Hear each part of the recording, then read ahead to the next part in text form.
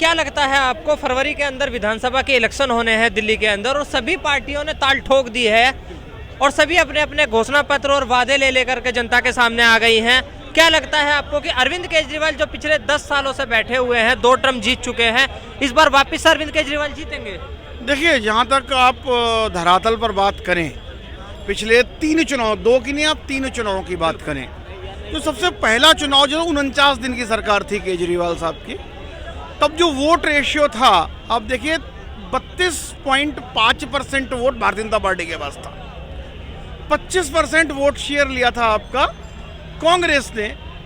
35% की 30 के आसपास केजरीवाल लाए थे, लेकिन वो मेजॉरिटी नहीं ला पाए। कांग्रेस के पास 10 MLAs आए थे, बीजेपी के पास शायद जहाँ तक मेरा ख्याल है 28 विधायक जीत कर आए थे, उनके 6 नहीं 30 आए थे, 6 सीट कम रह गई थी।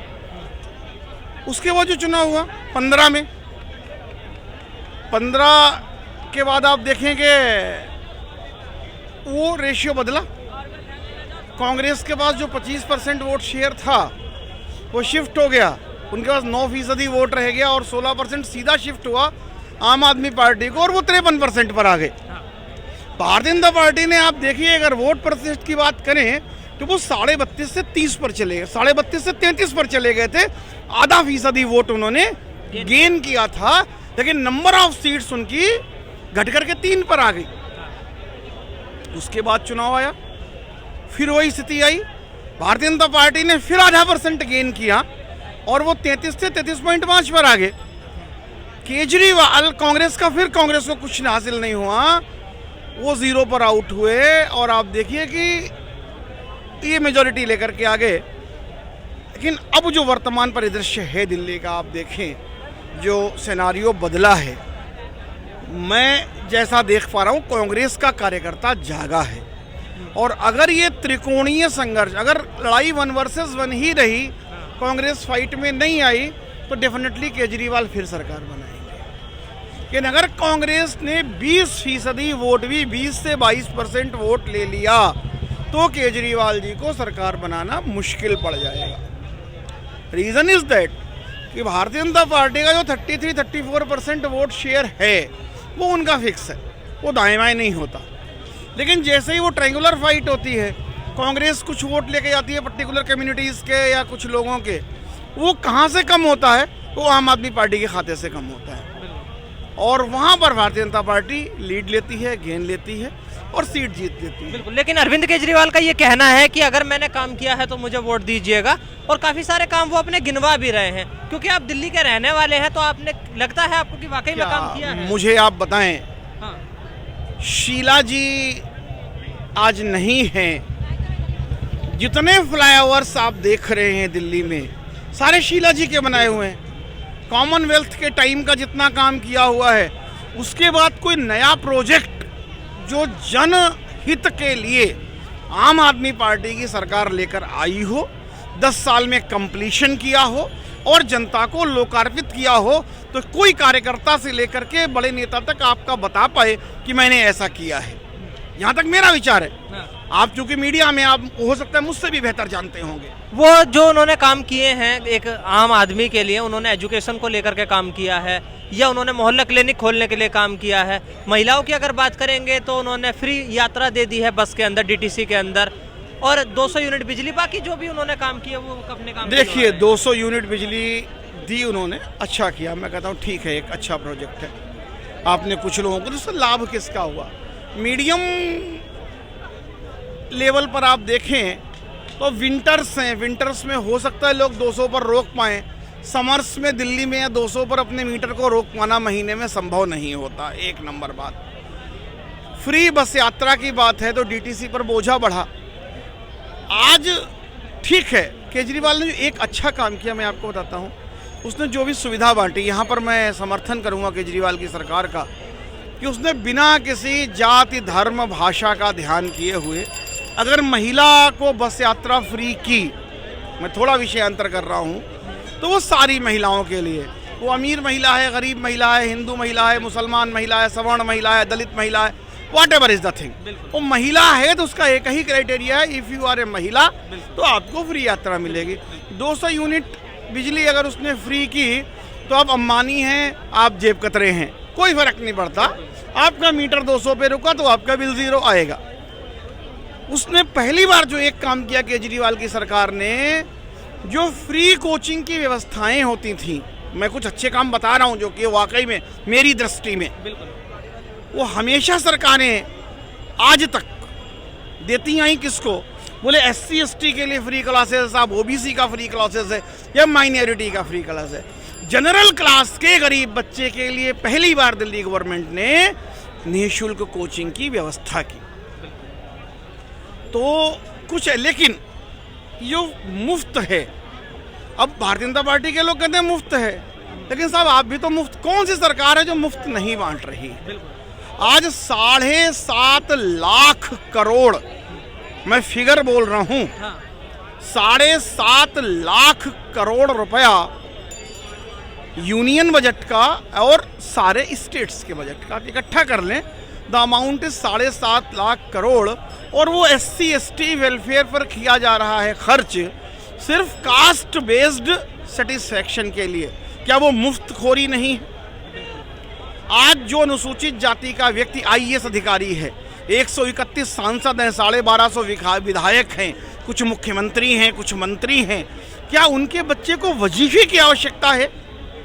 क्या उनके बच्चे को फीस माफी की आवश्यकता है? जब ये लोग कहते हैं कि रिजर्वेशन गरीबी हटाओ योजना नहीं है, ये प्रतिनिधित्व का सवाल है, तो फिर उस अमीर आदमी को आर्थिक लाभ क्यों दे रही हैं सरकारें?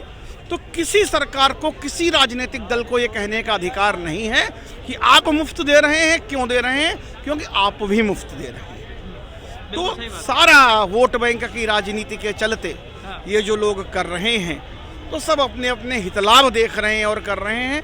लेकिन दिल्ली का जितना चुनावी परिदृश्य है उसमें एक ही बात है, depends on the role of the Congress. Congress अच्छा, अगर थोड़ा अच्छा परफॉर्म कर गई तो भाजपा की सरकार आएगी, कांग्रेस ने अच्छा परफॉर्म नहीं किया तो वापस केजरीवाल की सरकार आएगी। यही परिणाम है दिल्ली। जिस तरीके से अरविंद केजरीवाल को बोला जाता है कि फ्री की रेवड़ी बांट रहे हैं, और अभी जब मैनिफेस्टो निकाल रही है बीजेपी, उसमें ये सुनने में आ रहा है कि जो भी केजरीवाल की सेवाएं हैं, 200 यूनिट बिजली है और बाकी की है, वो कंटिन्यू रखी जाएंगी अगर बीजेपी की सरकार आती है। तो फिर मैंने अभी 1 मिनट पहले क्या कहा आपको कि फ्री कौन नहीं दे रहा है। आज की तारीख में 80 करोड़ जनता भारत की मुफ्त के राशन पर सरवाइव कर रही है। मान्यवर, आपने कोविड में दिया तो ठीक था, आज लेकिन एक बार फ्री की व्यवस्था आप शुरू तो कर सकते हैं, वापस लेने का दम किसी पॉलिटिकल पार्टी के अंदर नहीं है। आज 80, आप सोचिए 150 करोड़ की आबादी में 80 करोड़ कितना हो गया? More than 50%, around 60% of the country. आप कहते हैं देश तरक्की कर रहा है, आपका 60% जो आबादी है वो खैरात के राशन, गरीबी रेखा में हो या नहीं हो, लेकिन खैरात के गेहूं चावल पर जिंदा है। अगर वो खैरात का गेहूं चावल सरकारें देना बंद कर दें, उनको भुखमरी की नौबत आ जाएगी। आपने कोई काम के बदले अनाज योजना या कोई ऐसी योजना क्यों नहीं लाए कि उन लोग को रोजगार देते जिससे कि वो कमाते? मनरेगा थी, आप पहले मनरेगा, आप आज मैं फिर देखिए निष्पक्ष रूप से बात करूं, कांग्रेस मनरेगा की योजना लेकर के आई थी और तब भारतीय जनता पार्टी के लोगों ने बड़ा उसका विरोध किया था। आज आपने मनरेगा कंटिन्यू की ना, लेकिन फिर भी मनरेगा क्या कर रही है? काम के बदले पैसा दे रही है ना। वो व्यक्ति मजदूरी करता है दिन भर, उसको 200 रुपीज़ लाइक दैट, जो भी डिसाइडेड लेबर है उसको मिलता है। अब 200 दिन 200 रुपये मिले, उसको 4 से 40,000 का साल हो गया। आप उसका एवरेजिंग करें अगर 12 महीने में तो 3,3500 का महीना उसका हो गया। और एक गांव में रहने वाले व्यक्ति के लिए मुझे लगता है वो उसके जीवन यापन के लिए पर्याप्त। तो बिल्कुल। अब मुझे ये बताइएगा कि दिल्ली में आपके हिसाब से कौन सी सरकार बननी चाहिए आपको, जो कि मेरे हिसाब से ये काम कर सकती है दिल्ली वालों के लिए? देखिए, वो एक नेवला था उत्तर प्रदेश में, वो नेवला कहता था मैं नागनाथ और सांपनाथ दोनों को मारने आया हूँ। तो समस्या देखिए ये है दिल्ली में, कोई भी सरकार रहे, अगर बेस्ट परफॉर्मेंस की बात करें आप, तो Sheila Dikshit government was the best performer government of Delhi. लड़के आ गए हैं उनके। हाँ भैया, संदीप दीक्षित को टिकट दे दिया। आज ही अखबार में मैंने पढ़ा है कि केजरीवाल जी से वो लड़ेंगे। तो भगवान करे ऐसा हो, तो और वो क्या परफॉर्म करते हैं अलग बात है, लेकिन हाँ कोई भी सरकार हो, देखिए दिल्ली एक सिटी स्टेट है, आपको पता है, नगर है। मेरे विचार में तो ये जो त्रिस्तरीय शासन है दिल्ली में ना, एमसीडी है, दिल्ली गवर्नमेंट है और यूनियन गवर्नमेंट है, ये होना ही नहीं चाहिए। हाँ, क्या होना चाहिए? किसी भी एक एजेंसी को सौंप दीजिए आप। एमसीडी, अब आधे स्कूल आपके एमसीडी के पास हैं, आधे स्कूल दिल्ली गवर्नमेंट के पास हैं। अब एजुकेशन, बट ये एमसीडी वाला कहता है हम बढ़िया कर रहे हैं और दिल्ली गवर्नमेंट कहती है हम बढ़िया कर रहे हैं। उसके बाद लॉ एंड ऑर्डर आपका देखते हैं, होम मिनिस्टर भाई कमिश्नर चीफ मिनिस्टर को रिपोर्ट नहीं करता, वो तो जाके भारत सरकार को रिपोर्ट करता है। तो आप क्या करें, दिल्ली को छोटा सा जो एनडीएमसी का एरिया, जो मेरा अपना ख्याल है वो एनडीएमसी का एरिया जहाँ की सारे सांसद विधायक मंत्रालय मंत्री हैं, उसको कवर अप करें, उसको राष्ट्रीय राजधानी बनाएं, बची हुई दिल्ली को फुल एक स्टेट हुड दें, आप एक सरकार चुने जिसको सारे अधिकार दें। अब यही रोना मचा हुआ ना, वेलजी कहता है मेरी पावर ज्यादा है और चीफ मिनिस्टर कहता है मेरी पावर ज्यादा है। ये लड़ाई और कब से चल रही, जब से केजरीवाल का सरकार आया तब से यही लड़ाई चल रही है। वो उनका फाइल पास नहीं करता, वो उनका फाइल वापस करता है, और अल्टीमेटली इस सब में पिस कौन रहे, देश की जनता। तो सबसे बड़ी बात है कि जो सिस्टम है, 3 टाइप्स ऑफ गवर्नमेंट कि आधा हिस्सा दिल्ली का भारत सरकार के पास है, कानून व्यवस्था पुलिस अमित शाह कंट्रोल करेंगे, एजुकेशन आधी एमसीडी कंट्रोल करेगी, आधी दिल्ली सरकार कंट्रोल करेगी, हेल्थ में आधा हेल्थ जो है वो दिल्ली सरकार के पास, छोटे अस्पताल है, बड़े अस्पताल भारत सरकार के पास है। तो दिल्ली का नागरिक तो इसी उधेड़बुन में परेशान है यार। वो जाए तो बेचारा कहाँ जाए, वो सो जाता ये था, ये तेरा मामला है, वे तो एमसीडी के पास जा, वो कहता नहीं दिल्ली गवर्नमेंट के पास, दिल्ली गवर्नमेंट कहती भारत सरकार के पास जाओ। तो सबसे पहले इस समस्या का समाधान करो। और सरकार कौन सी बना ले सर, पार्टी बता दीजिए। भाई ये तो जनता तय करेगी। मैं देखिए, मैं जो आप भी एक नागरिक है सर। देखिए मैं नागरिक हूँ, अभी मैंने घोषणा पत्र नहीं देखे, और दरअसल घोषणा पत्र मैंने देखे भी हों तो कौन सा दल अपने घोषणा पत्र पर कायम रहा है, ये बड़ी समस्या है। घोषणा पत्र को वैधानिक दर्जा दीजिए कि नागरिक यदि घोषणा पत्र की घोषणा पूरी ना होने की दशा में पर्टिकुलर पार्टी के ऊपर मुकदमा कायम कर सके कि आपने मेरा वोट लेने से पहले ये वादा किया था कि मैं ऐसा करूंगा, आप नहीं करे, इसलिए आपके ऊपर धोखाधड़ी का केस फाइल किया जा सकता है। ऐसा होता है क्या? नहीं होता। तो भाई साहब जनता तो क्या है, कुछ भी नहीं है। जनता तो किसी को वोट देके आ जाएगी। मैं तो नोटा का वोट करता हूँ, मैं तो इनको किसी को चुनता ही नहीं।